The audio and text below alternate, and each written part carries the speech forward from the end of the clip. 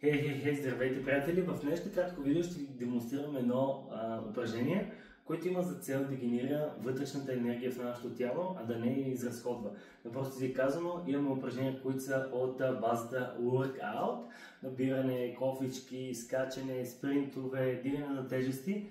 При тези упражнения нашата енергия, която използваме за движението, е много повече, от което генерираме чрез самото движение. Когато се движиме, примерно разходка сред гората, карате много леко колело без да се задъхвате и правите много така леки движения, типа тай-чи, йога, вие не се изморявате, а точно обратното, вие генерирате повече енергия, защото при стягането и отпускането на мускулите има едно нещо наречено фасции. Те имат принципа на пиезокристала, който е тези от вас, които са пушачи или са пушили или са използвали запал, когато натиснем, именно пиезокристалът дава тази искра и се получава възпламеняване, особено на тези електрическите запалки. И съответно, нашите фасции са изградени по сходен принцип. Когато ги стегнем и ги отпуснем, те отделят количество енергия, което нашето тяло го използва за движение или за други дейности. И чрез този модел на движение, който сега ще ви демонстрирам, именно това нещо ще го изпълняваме. Слагаме така микрофончето, за да се чуваме до някаква степен. Хоп, да. И тук имаме следното нещо. Значи, вдишаме. Към нас вдишаме. Вдишаме. Издишаме. Вдишаме. Може да затворите очите. Издишате. Вдишаме. Издишаме.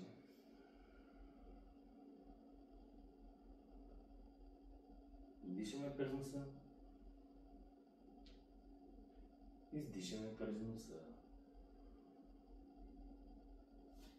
И това упражнение е от групата на work-in упражненията, които генерират енергията вътре в нас.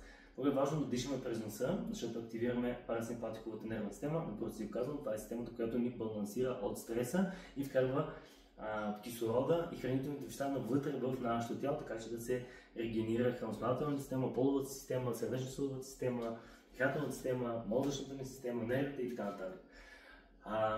Това упражнение го изпълнявайте поне 5 минути на ден. Лично аз предпочитам над 10 минути, защото първите 5 до 7 минути още мозъка ми блуждае и не може хубаво да се отпусне, но с времето, когато практикувате, ставате все по-добри. Колкото по-дълго време го практикувате, толкова по-добри резултати ще получавате, както във времето напред, така и в сесията като продължителност.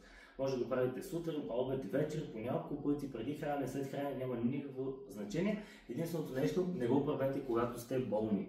Но го правете, за да не се разболеете. Така че, колкото по-често го практикувате, толкова по-витална ще е вашата система, толкова по-балансирана сте и няма да се разболявате. И вашето храносмилане ще работи добре. Ключът тук е да вдишаме към нас, когато издърпваме с ръцете. Представете си, че ръцете са като един магнит, захващате енергията от пространството, вдишате през носа, издишаме, пак отново през носа и избутваме енергията напред. Може да е енергия, може да е любов, може да е прана, може да е въздух, може да е каквото вие си прецените, но този цвят е свързан с сакралната чакра, може би е между зелено и между лилавата е цвета тук в тази зона, зависи от къде точно оцелвате коя от двете чакри, но общо взето ви помага за по-добра комуникация и да отворите сърдечната си чакра, да се отворите към света с любов. И не само това, по-скоро да ни балансира емоционално, защото много често хората бързаме прекалено много в ежедневието си, нямаме време за самите нас. Постепенно първо балансираме нещата на физическо ниво, които си мислим, и постепенно на емоционално те се натрупват тези промени и може да постигнем доста добри резултати. Най-важното, упражнението е елементарно, не изиска кой знае каква подготовка и всеки един от нас може да го изпълнява в домашни условия или дори в офиса. Може да си затворите очите. Също така, нещо много важно.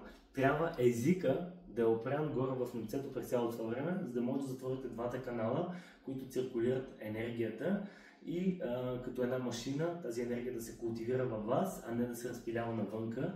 Когато говориме, езика няма как да седи горе, но когато дишаме в обикновено в отпуснато състояние, езика винаги е зад зъбите и е опрян и така би трябвало да е. Ако не е при вас така, то трябва да работите в ежедневието си, да държите езика нагоре, нещо да ви подсеща, защото по този начин ви губите голямо количество от енергия само с този малък съвет. Пожелавам ви успех и ако видеото ви е харесало, дайте по един лайк.